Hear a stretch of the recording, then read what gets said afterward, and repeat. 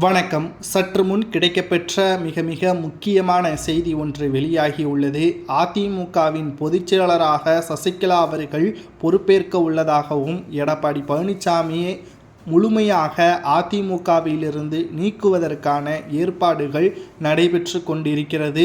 வருகின்ற டிசம்பர் 15ஆம் தேதி அதிமுகவின் செயற்குழு கூட்டம் நடைபெறும் என்றும் அறிவித்திருந்தார் எடப்பாடி பழனிசாமி அவர்கள்.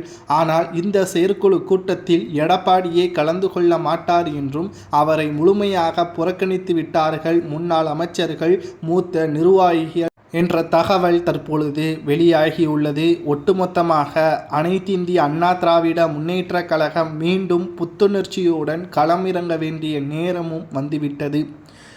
ஏனென்றால் முன்னாள் அமைச்சரான வேலுமணி அவர்களுக்கும் எடப்பாடி அவர்களுக்கும் கடுமையான மோதல்கள், உட்கட்சி மோதலாக மிகப்பெரிய அளவிலான கள ஆய்வு கூட்டத்தின் பொழுது ஏற்பட்டுள்ள அடிதடிக்கு எல்லாம் எடப்பாடி தான் காரணம்.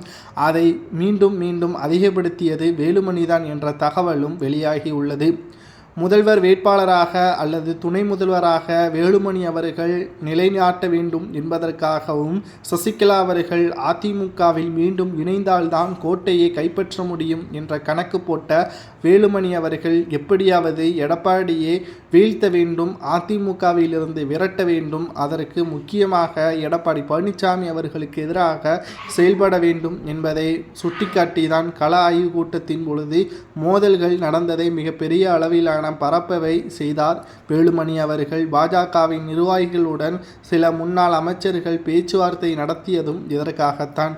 அதிமுக தனியாக களத்தை சந்தித்தால் 13 கட்சிகளுடன் கூட்டணியில் இருக்கின்ற திமுகவை வீழ்த்துவது சர்வ சாதாரணம் கிடையாது. ஏனென்றால் முதல்வராக இருந்த ஜெயலலிதா அவர்கள் தற்பொழுது இல்லை.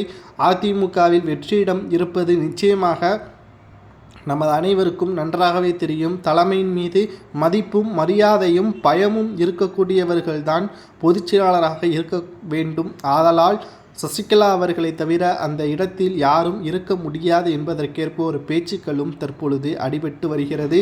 அதை உறுதிப்படுத்தும் விதமாக வேலுமணி அவர்கள் சசிகலா அவர்களை சந்தித்துள்ளார். அதற்கான பேச்சுவார்த்தைகளும் நடத்தப்பட்டிருக்கிறது. டிசம்பர் 15ஆம் தேதியன்று அதிமுகவின் அலுவலகத்திற்கு சசிகலா அவர்கள் வருகை தருவார். பொதுச் செயலாளர் பதவியிலிருந்து எடப்பாடி பழனிசாமி அவர்களை நீக்கப்படுவார். மீண்டும் சசிகலா அவர்களும் ஓபிஎஸ், வைத்திலிங்கம், மனோஜ் பாண்டியன் இவர்கள் அதிமுகவில் இணைக்கப்படுவார்கள். ஒருங்கிணைப்பாளர் பதவியில் ஓபிஎஸ் அவர்கள் தான் தொடர்வார் என்ற தகவல் தற்பொழுது வெளியாகியுள்ளது. இது அதிமுகவில் பரபரப்பான செய்தியாக பார்க்கப்படுகிறது. இதை பற்றி உங்களது கருத்துக்களை கமெண்ட் வாயிலாக கூறுங்கள்.